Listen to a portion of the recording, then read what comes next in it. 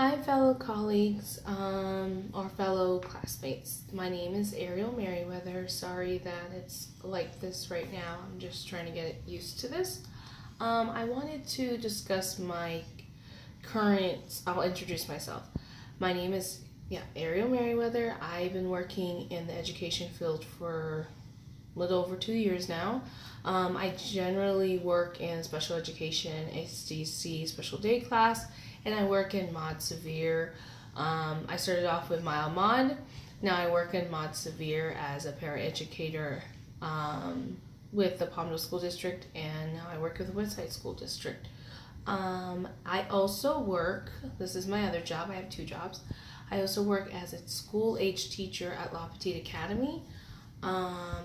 So I feel like working in those fields would help my career to become a special education, early childhood special education teacher in my preferred grade is kinder to all the way third grade, and I feel like it's beneficial that I'm working in this field as of right now to gain experience, to work with the developmental aspect of things, and it's a learning career. And I feel like having this career, you have to have a lot of patience, and it's, definitely worth the training and the schooling, because if you could just make a difference in that child's life, then overall it just makes your day, and you feel that they're having growth and room for that. Let me also point out, so I did point out that my career plan, after I get my bachelor's, I want to get my master's in a multi-subject credential / master's to be able to teach. I do know that some areas they don't need you to have a master's, but they do need you to have a credential, and you could start teaching at as an internship level. Like if you have your CBEST and you have your CSETs and you start working, if you show that you signed up for a credential program, you could start with the district as a teacher, but you have to be able to go through your credential and take all your testing, and then you could be like pre-intern and then intern, and then you could actually say you're like a teacher like once you finish your credential. Another thing I wanted to point out, I'm just kind of like not sure if after I get my bachelor's, if I should substitute teach. I do need to obtain my CBEST, so I'm kind of in the air about that.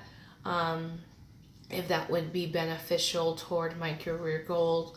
I did also see that the school district is hiring for an early childhood education substitute teacher, and you don't need the CBEST. So every district is just kind of different. I am interested in getting my early childhood education permit through the state of California to be able to be like an associate teacher, which can have a lot of, career advancements, and it could help my career overall. One of the five, sorry, I'm like reading it off.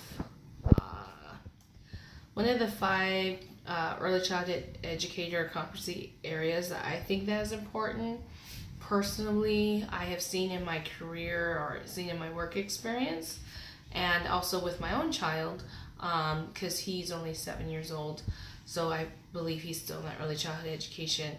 I feel like child growth and development is very key and very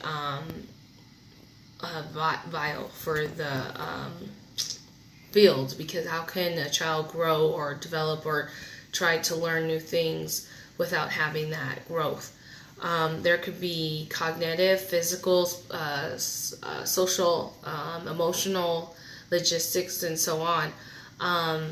I know when the children are like 1 to 2 years old, like 12 months to 24 months, it's very vital that they have socialization. There could be socialization groups like story time, parks, mommy and me, stuff like that can help them with their gross motor, and that can help them with their development. So those kind of outings or programs help the child develop before they even start preschool or start kindergarten. So socialization is very key. Also working with physical. If you do physical and social, emotional and cognitive, that's all plays a role in child growth and development. And another thing I've noticed while working in the school district, that every child is not on the same level as each other. They all grow and develop at different rates, at different speeds. So, and they all develop differently. I know that sometimes a child's relationship in the home, they could develop faster. Like I've heard and also experienced, if the child has a lot of peers or a lot of older siblings, they kind of develop faster, or an accelerated rate. When the child is, an only child, or they're not around that socialization, like doing the other Mommy and Me or story time or Zambini class, I'm just giving examples, then they're kind of behind. It just depends on the family, the social environment, the peers, and the caring adults in that child's life that could influence the child's growth and development. Hold on one moment, sorry.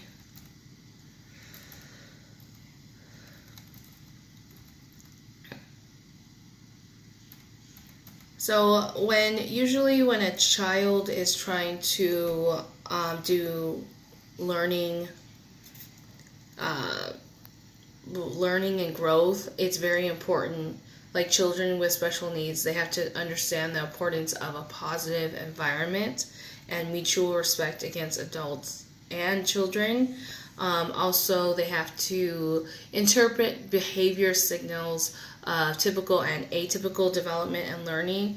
That can range from anywhere from birth to age 8. So that's something that, is beneficial because of the behavior. As I mentioned before, they have to have that developmentally cultured and individually appropriate teaching and a learning environment. I didn't know at the time when I first started becoming a mother that putting a child in a preschool setting or putting a child in those socializations group, how beneficial it is for the child and how much they could grow and develop at that speed. I just thought, if I work on it with him one-on-one at home, then he'll be fine. No, he needs to be around his peers. He needs the interaction. He needs to socialize. So looking at this chapter and seeing all the different roles of culture and society and how it shapes and grows and the development, and also how it, language. That's a huge aspect, especially when they're 1 to even 4. It's a huge development in dual language learning, tri-language. There's so many different languages that could be developed and growth.